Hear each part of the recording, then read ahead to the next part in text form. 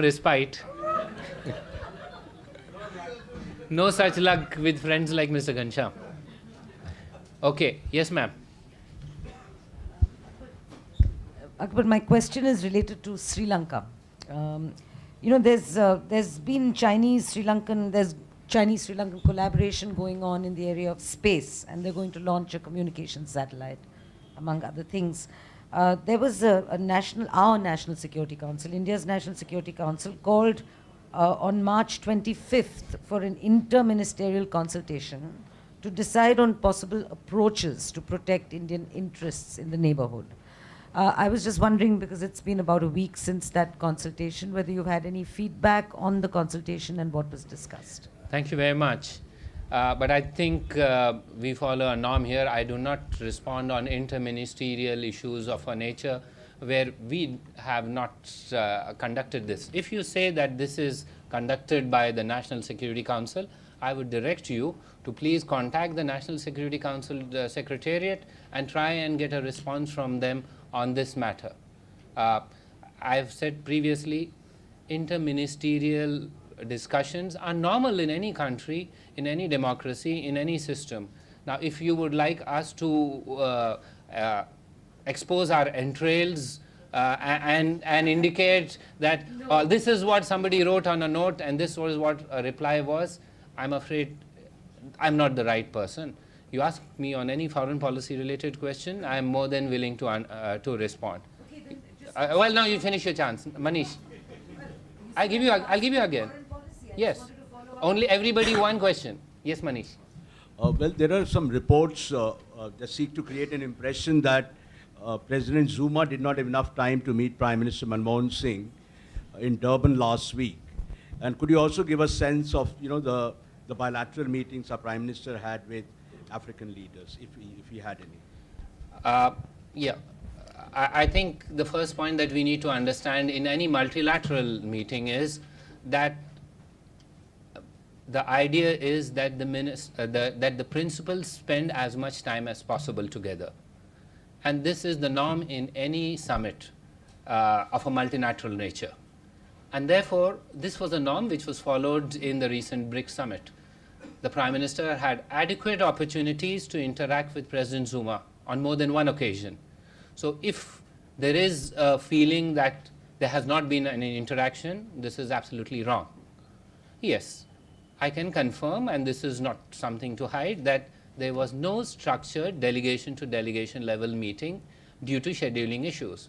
But that does not mean that there was any problem in terms of the principals meeting. The principals met not once, but on several occasions. They exchanged their views on a whole host of issues, including bilateral relations. So let me clarify on that.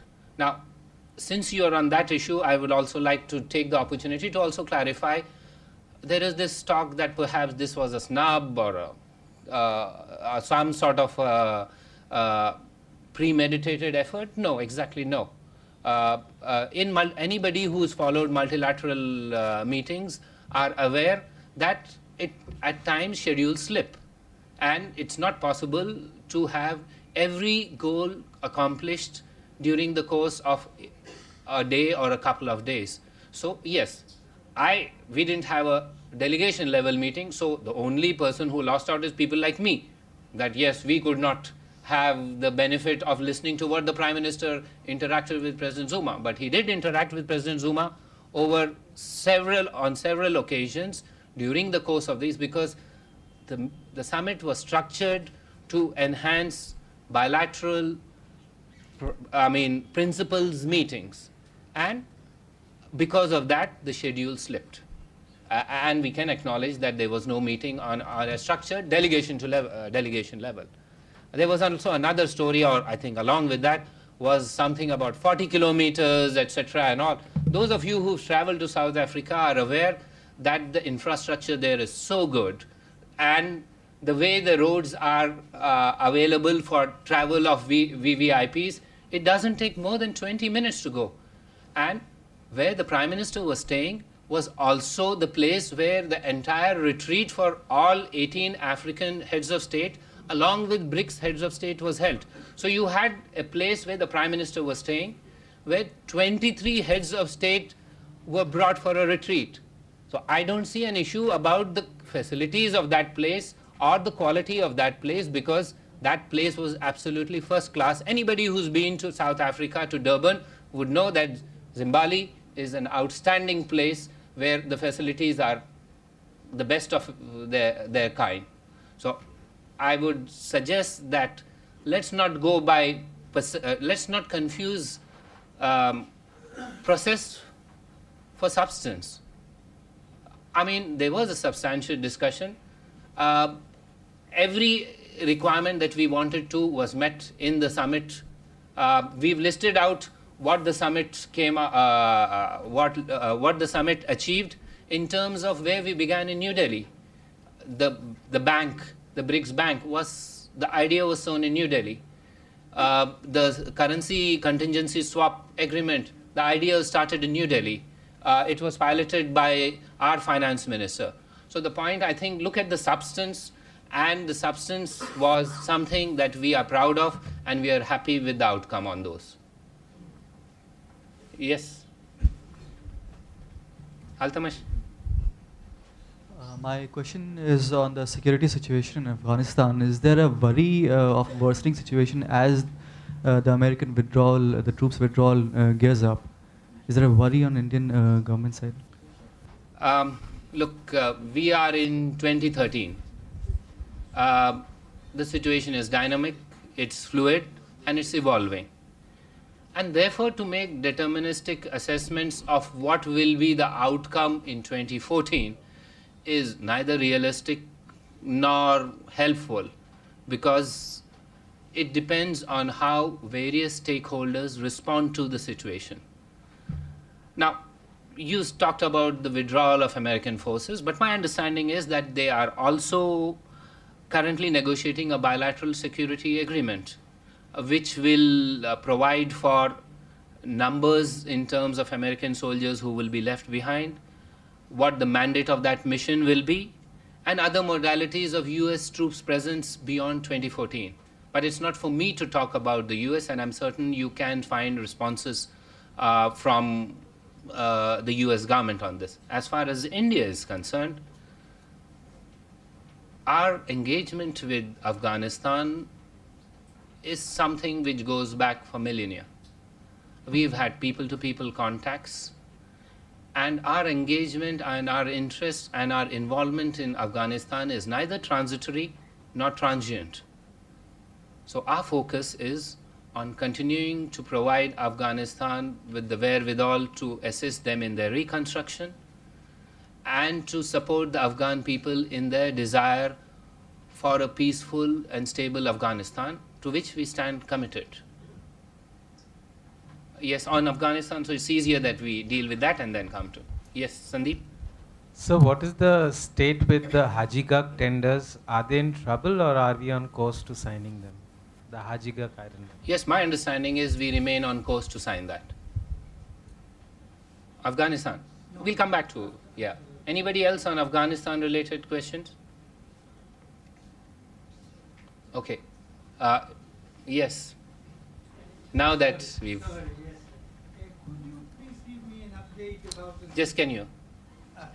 Could you please give me an update about the discussion going on in the government on the issue of the Italian Marines? Because yesterday I was in the Supreme Court, and again went out the problem of this special court about that the Chief Justice asked since 18th of January. So please, I know that the discussion are on, but it is not clear from the media what is going on. Correct. Let me start with what has not been done so that we can discount that.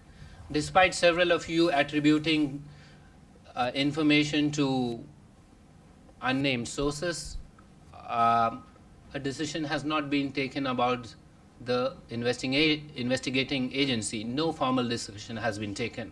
And therefore, consequently, whether it will be held in A type of a court or B type of a court, this is moot at this stage.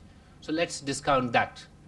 Now, as far as we are concerned, there are obviously discussions underway which will decide on what we would provide to the Supreme Court on the 16th. the Supreme Court has provided till the 16th in terms of time available to give a response on the special court. Now, you can well ask, why is it taking, and it's taking time, and it's a legitimate question, I think. And my answer to that is, this is a sui generis situation.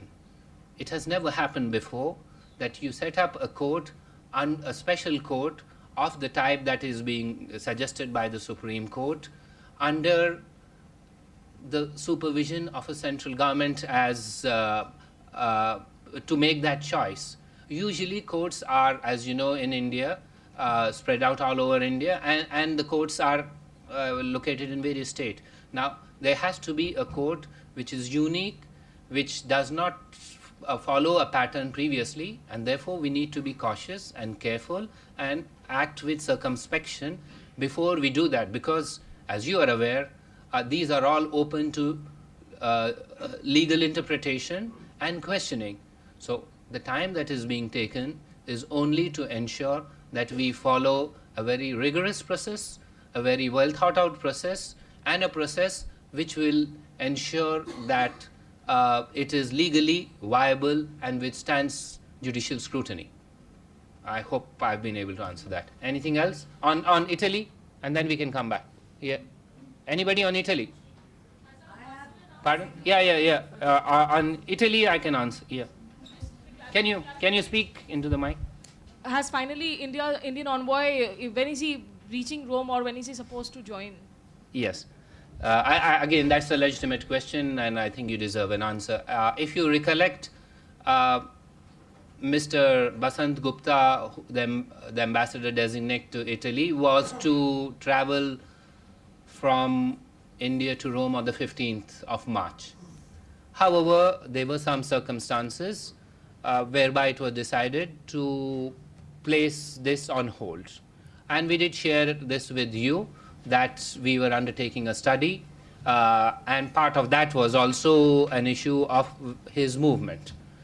Since the circumstances that precluded his move then have now passed us, and we have moved forward in that context, my understanding is that if all things go as expected, the officer will start completing his administrative and personnel requirements, and we expect that during the course of this month, perhaps towards the latter half of this month or towards the end of this month, we hope that he will be able to move from Delhi and assume his new responsibilities in Rome.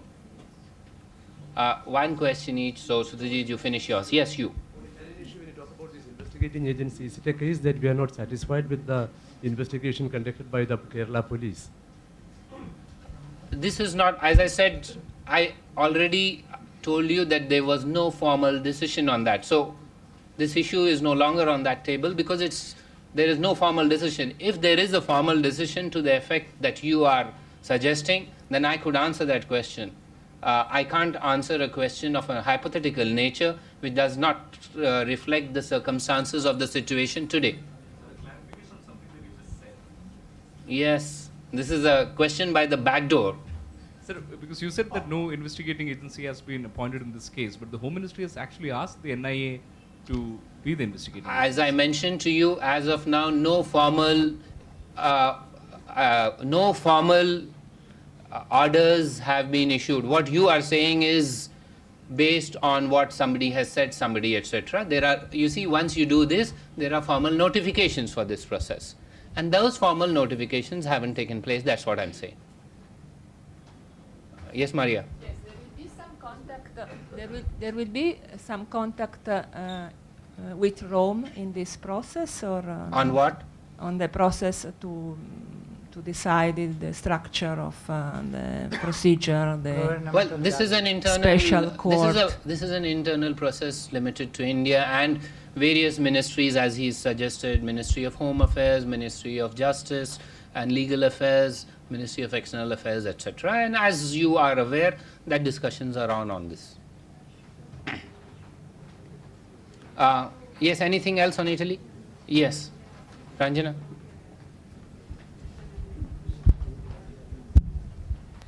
since matters have become better stabilized, what about the review that we were doing about relations with Italy? Is it on, or what is the status of that? I think I indicated to you that one of the first steps in that review was to say that the Indian High Ambassador would not move. And I also indicated to you now the decision is taken that he would begin preparations to assume his new charge. And that, as a corollary to that, there is an indication that things have passed beyond that. I think I have indicated more than enough on that. Yes. Just take the mic. There was a statement by the External Affairs Minister in the Parliament on this issue.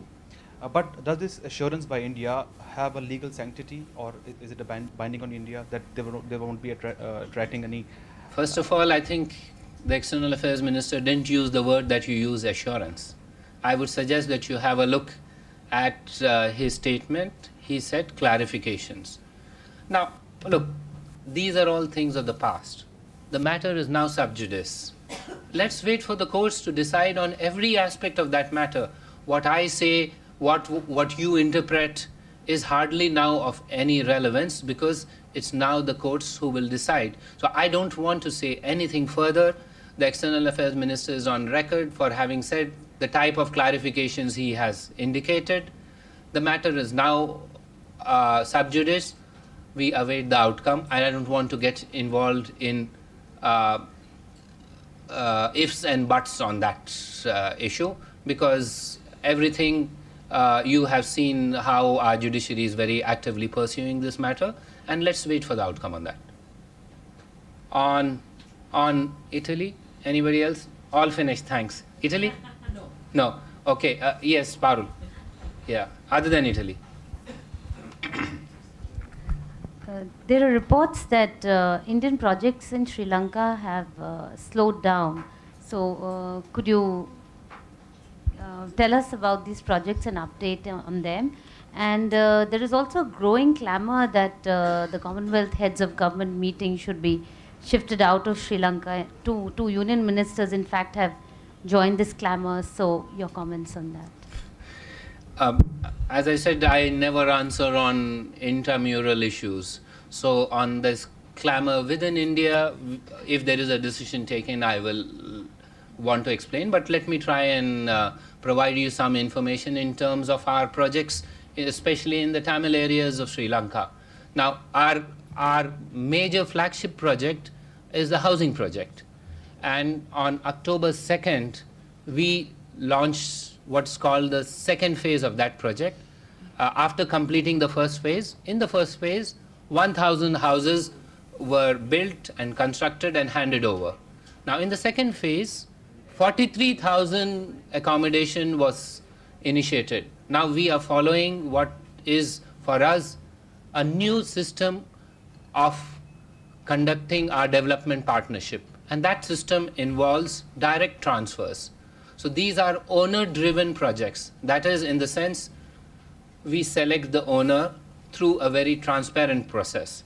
So if any of you would like to know who the owner, the 43,000 owners of these buildings in Sri Lanka are, you just have to go to the website of the High Commission of India in Colombo, and every owner, his information about that owner is available.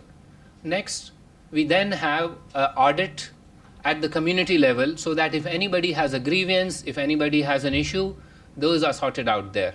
And finally, we don't construct these houses, but we do direct transfer to banks. I mean, this is for us a unique and first of its kind development partnership project, where we've started this direct transfers. So we have, if you finish up to a certain extent, we have these 4 implementing agencies, which are UN Habitat, I think International Red Cross, and and Habitat for Humanity. These are our implementing partners. They go and check whether that the phase is complete. And once that phase is complete, then the money is released for the next phase, and that's how it goes on. And if I try and see the information that is available, we planned in this phase at the end of the financial year, we had hoped that 10,000 dwelling units would have started. This was our plan. I'm happy to tell you that we are ahead of that. We have, in fact, 11,379 beneficiaries who have begun work on that. Of these, 3,488 have also availed their second installment.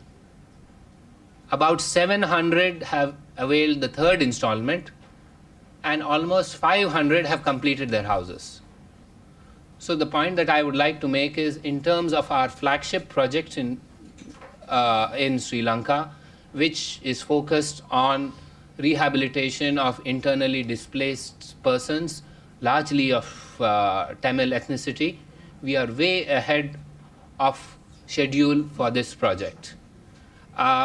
If you would like information on, for example, the 2 rail lines, and this is the other major project we are doing in those areas, and these rail lines are based on an $800 million line of credit, and this is, if I am not mistaken, one is in Kanakaseturai and the other is in Talaimanar. In both cases, we are ahead of schedule. We hope to complete these projects well ahead of schedule, perhaps by the end of the year. So let me tell you, in terms of implementation of projects in Sri Lanka, we are doing very well. Anything on Sri Lanka and then? It is on Sri Lanka. Yes, ma'am. I'm rephrasing my question because I noticed you answered it in that vein on Afghanistan. Is India worried about the growing Chinese engagement in Sri Lanka and growing investment and growing cooperation, which now includes satellite technology? Thank you. I mean, let me give you some facts.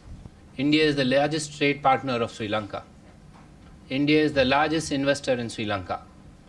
India is also the source of largest number of Sri Lankans traveling outside Sri Lanka. We also have a large number of Indians traveling there. Almost in the vicinity of, my understanding is about 300,000. There are large amount of Sri Lankan investments coming into India. We are on the cusp of working on the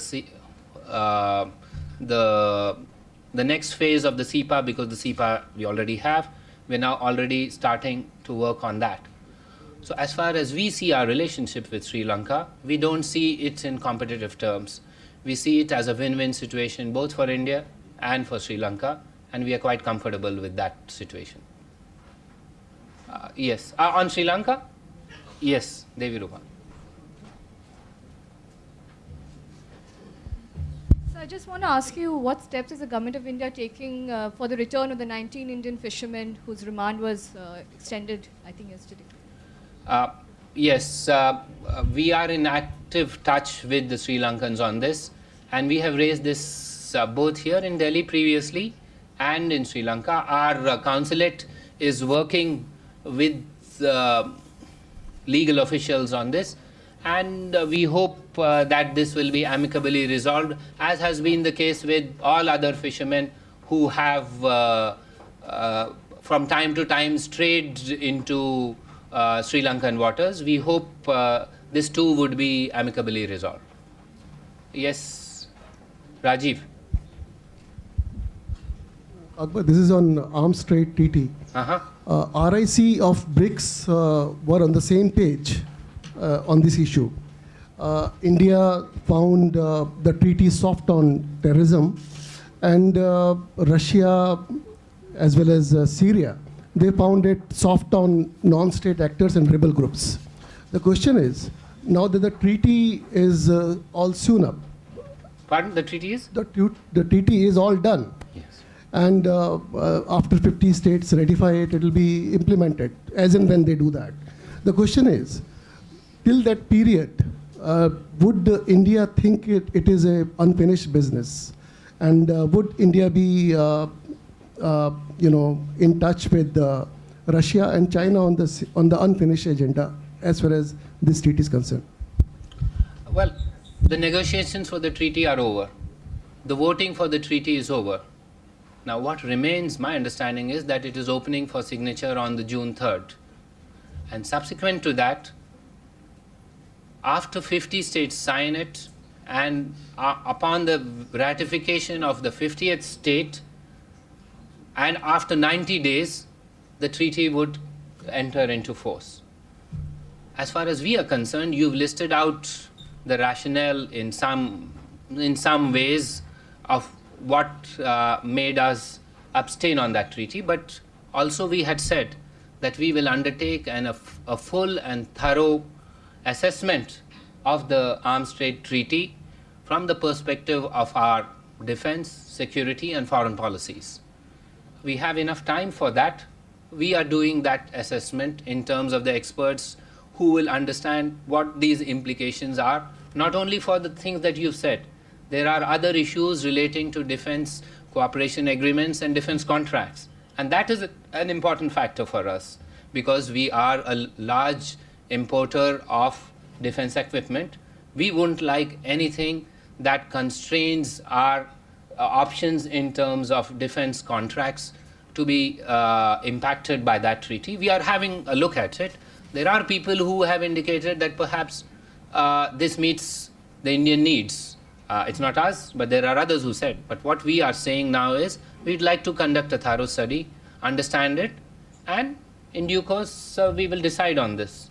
Because at this stage, the negotiation part is over. The BRICS that you mentioned, the RIC out of the BRICS, this is not a issue on the agenda of those countries. So therefore, each must have come to the same conclusion to different means. It is possible to come to such conclusions through different means and reach the same conclusion. Yes, sir. Just a minute. Regarding this issue, there were some reports saying that India got assurances from some countries that have deals with defense deals that it won't be the arms treaty won't be taken in consideration when it comes to contracts with India. Is it true or not? Well, there are some countries who made statements at the ATT on this thing. These are statements which are on the record in terms of the ATT negotiations. But as far as we are concerned, while we do appreciate those who have spoken out in support of our concerns, but we need to examine the treaty document itself and take a decision on it. And we certainly appreciate those countries who spoke up for our concerns.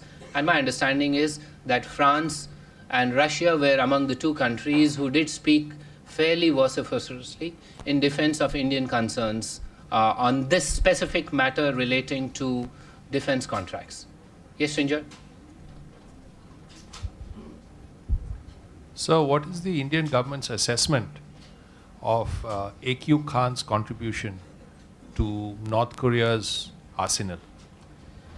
I think we've made this clear on several occasions that you need to assess the proliferation not only in terms of how, of the ability of North Korea to conduct such a test, but also from where did the technology come on this. And we think that it is for the international agencies concerned to examine this and pursue this. We made this clear several times, including in the IAEA, that we need to pursue this further. And should this be pursued further, we have some views on that. We will make those views clear, and let's wait the outcome of that. Thank you very much. I think we've had a long session and we end it now. Thank you.